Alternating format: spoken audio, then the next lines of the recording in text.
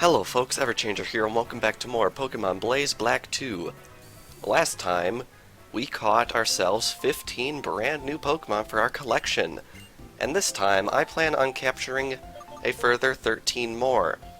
I am really scared for this batch, however, because we have a whopping 9 Pokemon to catch in Phenomena today. Those being dark spots in the water, shaking grass, stuff like that. 9 of them.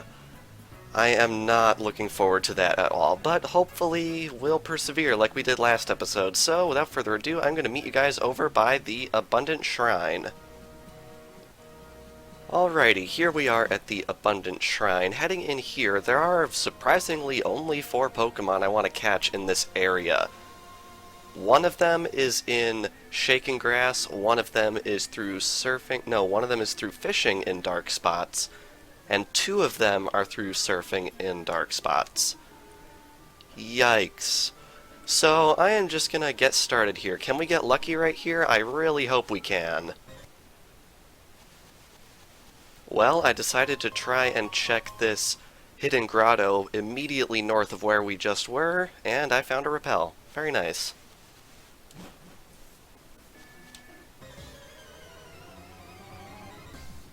Aha, here it is. That was actually pretty quick. Here we have Ninetales. I think this is actually the only Pokemon on my list, period, that we find in the grass at all this episode, so nice to have that checked off the list.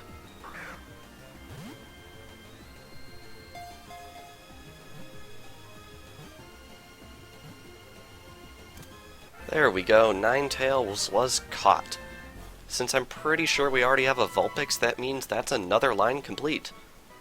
Each of its 9 tails is imbued with supernatural power, and it can live for 1,000 years. Very cool indeed. Alrighty, now that we've gotten that taken care of, I'm going to move on to the water. I think I'm going to go after the fishing Pokemon first, since there's only one of them.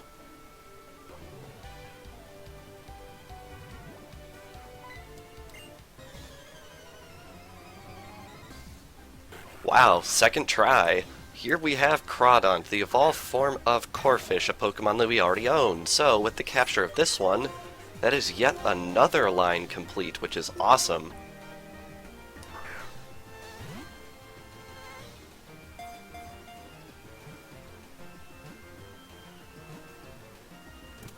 And second throw gets it, very nice. Lots of seconds with this Pokemon.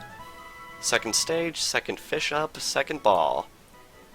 Loving to battle, this Pokemon pinches all Pokemon that enter its territory with its pincers and throws them out. Kinda rough. Anyway, there are 2 Pokemon I want to get in the water just by surfing onto dark spots, so hopefully those ones will come quickly enough. Well, I came in here looking for something, and we found a Vulpix, which is a Pokemon we already have. This is the same hidden grotto as the last cut, the one directly north of where I was wandering around. So I guess I'll catch it. I mean, no reason why not.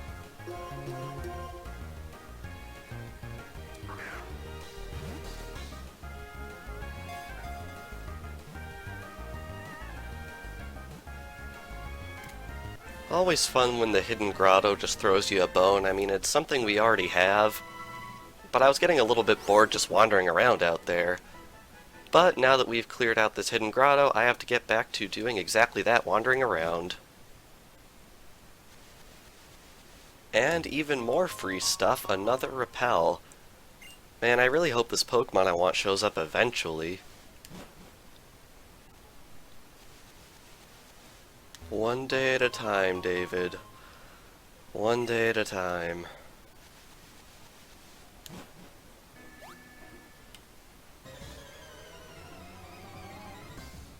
Finally, something shows up. Man.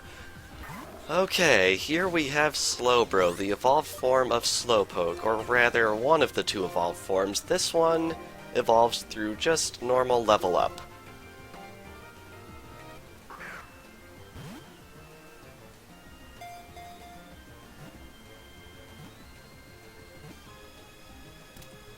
There we go, Slowbro was caught. Took it long enough, this recording's already at 45 minutes. Though usually dim-witted, it seems to become inspired if the shelter on its tail bites down. Interesting concept for a Pokemon. I guess it's kinda like Fusion before we actually had that introduced into the series. But that's a discussion for another time. Really? Really?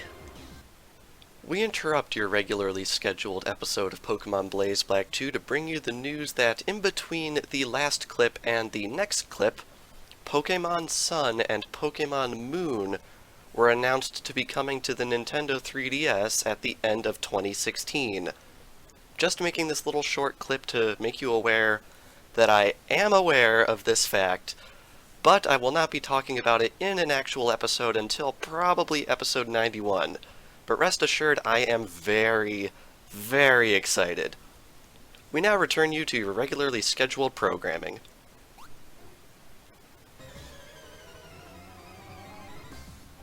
Okay, this is it, we found it. Oh my word, this thing took me like 40 minutes to find, and I am not even joking about that. One thing I feel like I need to mention about Slowking right here. You might think you can use the King's Rock on Slowpoke and just evolve it into Slowking, like you would expect to function in the hack, but unfortunately, from what I've heard online, that is actually bugged, making this the only way to get Slowking. So yes, it is very patience testing, but now that we've got it in front of us, all we have to do is catch it.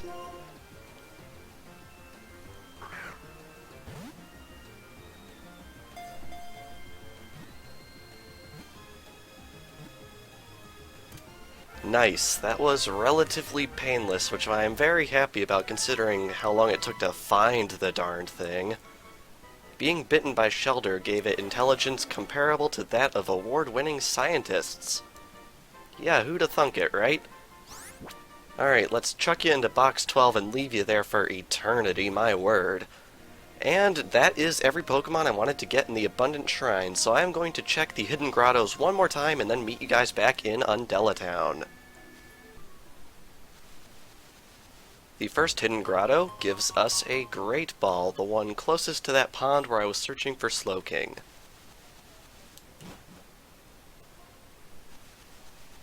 In the grotto immediately to the east of the shrine itself, it looks like we have here Poliwhirl, which is a Pokemon we already have, so I think I'm gonna catch it just because it's a hidden grotto Pokemon, but other than that, not too notable.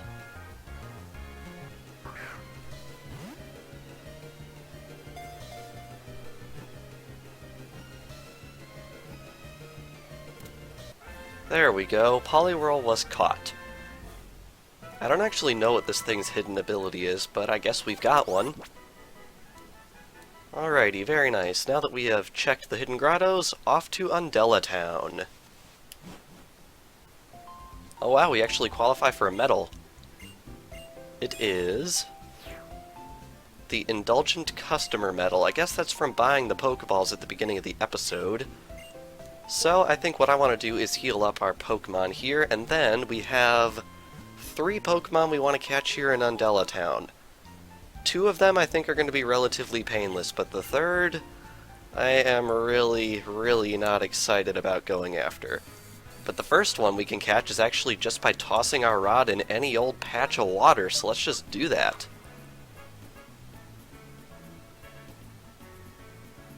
It's going to be one of those days, isn't it?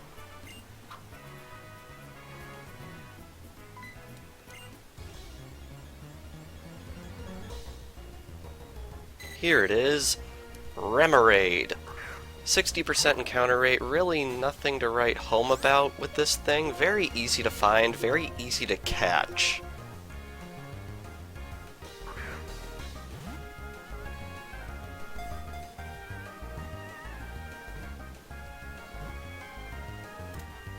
I suppose one interesting thing about this Pokemon is, I don't remember if it was in official artwork or fan art, but I have seen images of other Pokemon wield this thing kind of like a pistol, and then shooting water with it, which is really funny. The water they shoot from their mouths can hit moving prey from more than 300 feet away. Very nice. The other two Pokemon I want to catch in this area, one of them is just through normal surfing, and the other one is through fishing in dark spots. Honestly, not entirely sure which one we're going to find first, but I think we can cross our fingers and hope we're going to be getting at least one of them soon.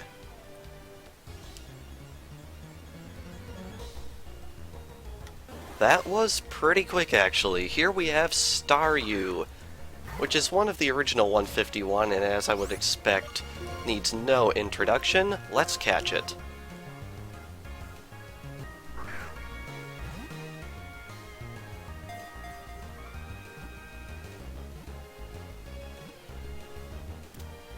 There we go, Staryu was caught. Very nice. Second to last Pokemon with a double-digit encounter rate this episode. Ugh. As long as its red core remains, it can regenerate its body instantly, even if it's torn apart. Something that, for obvious reasons, we have never seen in official media. Oh wow, box 13. Man, we're really getting up there, aren't we? Anyway, there's one more Pokemon I want to get in this area, found via fishing in dark spots.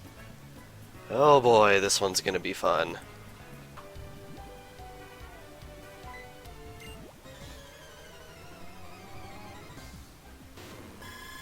Oh. Okay. Wasn't expecting to encounter this thing. It's a lot more common in the bay, but I guess we're catching it now. Evolved form of Remoraid. Yeah, I don't see it either.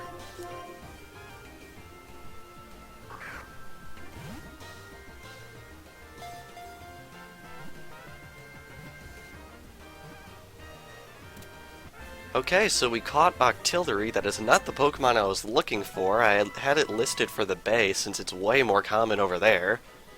But I guess we got it now. It has a tendency to want to be in holes. Huh. It prefers rock crags or pots and sprays ink from them before attacking. Probably best not to read too much into that one. Alrighty. Back to hunting for what I was actually looking for. That was a nice surprise.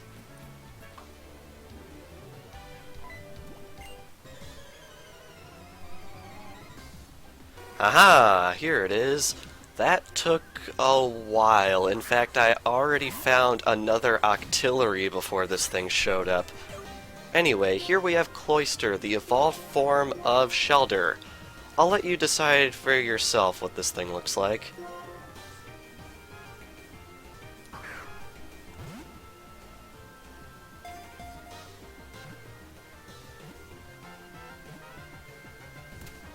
I feel the need to point out that this thing used Spike Cannon on me twice, and both times it hit 5 times in a row. Not sure what the odds of that are, but I think this Cloyster's having a luckier day than me. It fights by keeping its shell tightly shut for protection, and by shooting spikes to repel foes. Very nice. That is yet another evolutionary line completed, which I am super happy about. Now we are heading out to the bay. Normally there would have been 4 Pokemon to catch out here, but since we caught Octillery early, there are only 3 we want to catch here.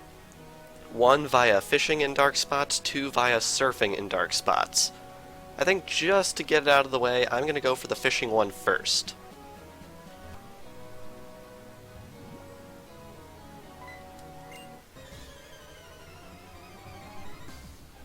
Okay.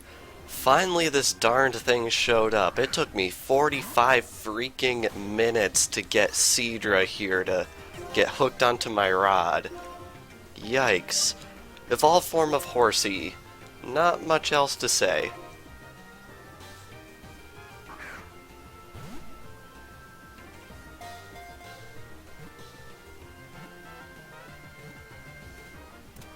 And a first try capture too, which I am very much appreciating at this moment, considering how long it took this thing to show. Its spines provide protection. Its fins and bones are prized as traditional medicine ingredients. Very nice. Box 13, very nice. I just noticed we're working on Box 13, and this is looking to be my longest episode in terms of raw footage yet. How unlucky. Anyway, now that we have caught Seadra, there are 2 more Pokemon I want to catch in this area by surfing onto the dark spots. Oh boy. I will see you guys on the other side.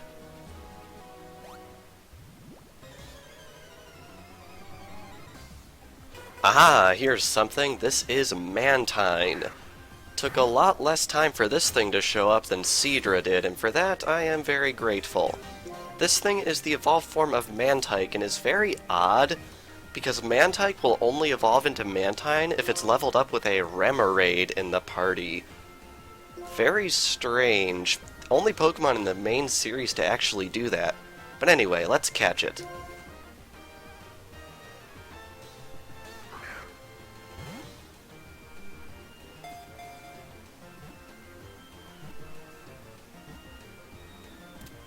And there we go, Mantine was caught. Gave me a bit of a run for my money, but honestly it wasn't too terrible. If it builds up enough speed swimming, it can fly over 300 feet out of the water from the surface of the ocean. Very cool, I like this idea for a Pokemon. It's basically a flying manta ray. Really neat concept. Alrighty, just one more Pokemon to get in the bay. Let's do it.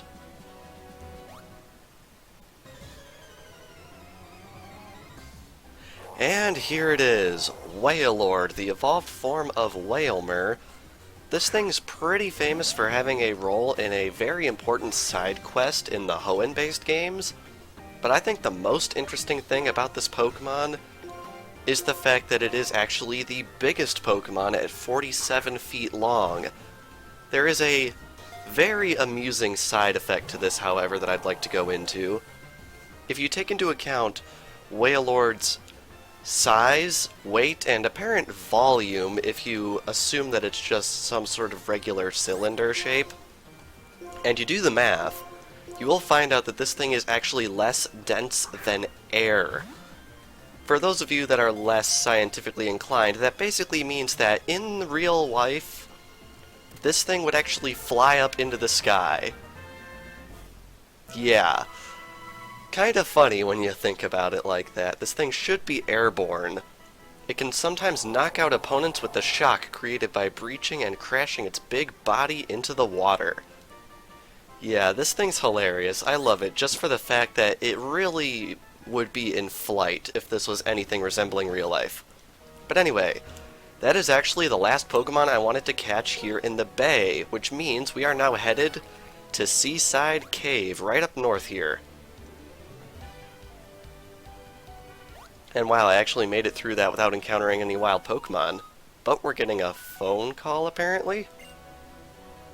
David, where are you? Close to Seaside Cave? Man, you sure picked the long way around. Whatever, your call, I guess. Anyway, make up for that time and get here now. You know you can get to Humalau City from Indella's marine tube, too, right? Oh, guess we're getting a little bit of story in these episodes. Head through here.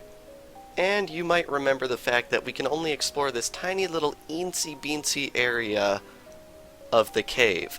Luckily, we are not looking for any Dust Cloud Pokemon, because waiting for a Dust Cloud to spawn on these 6 tiles, I imagine, would be an absolute nightmare. No, we are looking for 2 Pokemon found by just regular walking around, so I think we shouldn't have too much trouble finding them. Knock on wood.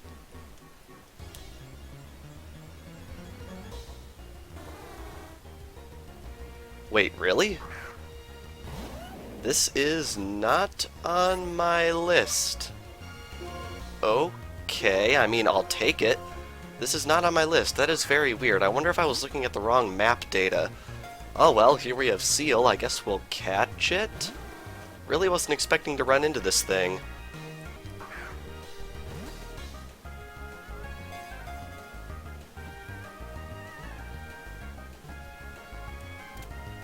Well, we caught Seal. That was certainly a surprise. I don't have that listed on my little document that I have here for Pokemon I was going after. Gonna have to cross-check that, but that's one extra Pokemon I wasn't expecting to get. The colder it gets, the better it feels. It joyfully swims around oceans so cold that they are filled with floating ice. The oceans or the seal? Alrighty, send that over to box 13. Now that we've caught seal, I am going to go and double check that I have my list right, actually. Yep, it turns out I had just forgotten to put seal on my list. But this is another Pokemon that we have on our list, and that is Shuckle. This Pokemon is interesting because at least back when it was introduced, if you gave it a berry to hold, it would eventually turn it into berry juice, and finally a critical capture. I mean, honestly. Whole episode, haven't even seen one of those. But yes, I think Shuckle still does that, except with Oran berries, at least I'm pretty sure it does. The berries stored in its vase-like shell eventually become a thick, pulpy juice. I assume it still happens. Alrighty, that is 2 Pokemon caught in the Seaside Cave, but since I forgot to put seal on my list, there is still one more I want to find. Wow. I'm really impressed, game. It spawned a dust cloud right in front of the exit right here. And we got a steel gem for our troubles. Seriously, I'm impressed. This is only 6 tiles worth of stuff to work with.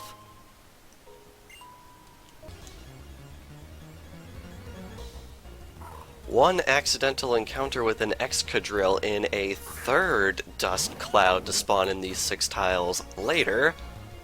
We now have Sfeel, which has a very similar pronunciation to seal, has the exact same typing, and for all intents and purposes serves pretty similar niches in the metagame. Let's catch it.